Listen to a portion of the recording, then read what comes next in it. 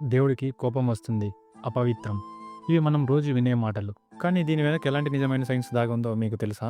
నిజానికి మన పూర్వీకులు ఆ రూల్ పెట్టింది భక్తి కోసం కాదు, ఆడవాళ్ళ ఆరోగ్యం మరియు భద్రత కోసం. అసలు సైన్స్ ఏం చెబుతుంది? పాయింట్ నెంబర్ 1, తీవ్ర రక్త నష్టం అండ్ ఐరన్ కొరత. పీరియడ్ సమయంలో అమ్మాయిల బాడీలో చాలా హార్మోన్లు మార్పులు జరుగుతాయి. దీనికి తోడు గణనీయంగా రక్తం కోల్పోవడం జరుగుతుంది. రక్తం కోల్పోవడం వల్ల శరీరంలో ఐరన్ స్థాయిలు తగ్గిపోతాయి. ఐరన్ తగ్గితే మీ రక్తం ఆక్సిజన్ను మోసుకెళ్లే సామర్థ్యం తగ్గిపోతుంది. ఈ సమయంలో శరీరానికి కావాల్సింది పూర్తి విశ్రాంతి. పాత రోజుల్లో గుళ్ళు దట్టమైన అడవుల్లో, ఎత్తైన కొండలపై ఉండేవి. ఇలా ఐరన్ కొరత ఉన్న స్థితిలో ఆ కొండలు ఎక్కితే నీరసం, మైకం, శ్వాస ఆడకపోవడం వంటి లక్షణాలు తీవ్రమై ప్రాణానికే ప్రమాదం కలిగించవచ్చు. తల్లి, నీకు విశ్రాంతి అవసరం. నీ శరీరం ఐరన్ డెఫిషియన్సీతో పోరాడుతుంది. ప్రయాణాలు చేయకు అని అర్థం. పాయింట్ నెంబర్ 2, పెరిగిన ఉష్ణోగ్రత అండ్ ఇన్ఫ్లమేషన్. శరీరం లోపల జరిగే మరో ప్రక్రియ ఇది. ఈ సమయంలో ప్రోస్టాగ్లాండిన్స్ అనే రసాయనాలు విడుదలవుతాయి.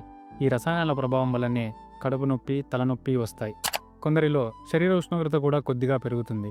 అంటే ఆ సమయంలో శరీరం సహజంగానే ఒక రకమైన ఇన్ఫ్లమేషన్ స్థితిలో ఉంటుంది.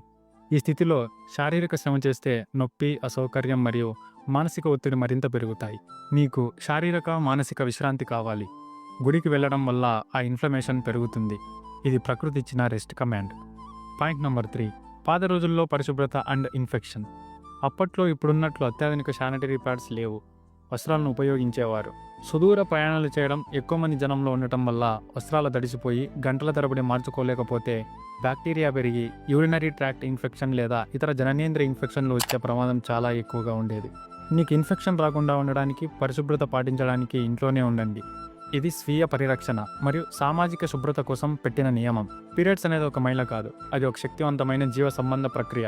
ఆ రూల్ గనక ఉన్నది కేవలం ఒక దేవుడి ఆజ్ఞ కాదు, ఐరన్ కొరత, ఇన్ఫెక్షన్ వంటి వాటి నుండి కాపాడే గొప్ప సైన్స్ మాత్రమే. కాలం మారింది, ఇప్పుడు అన్ని వసతులు అందుబాటులో ఉన్నాయి. కాబట్టి మూఢనమ్మకాన్ని వదిలేసి ఈ లాజిక్ను మహిళా ఆరోగ్యం అనే గొప్ప పాయింట్ కింద అర్థం చేసుకుందాం. ఈ లాజిక్ మీకు నచ్చితే ఈ నిజం అందరికీ తెలియజేయండి.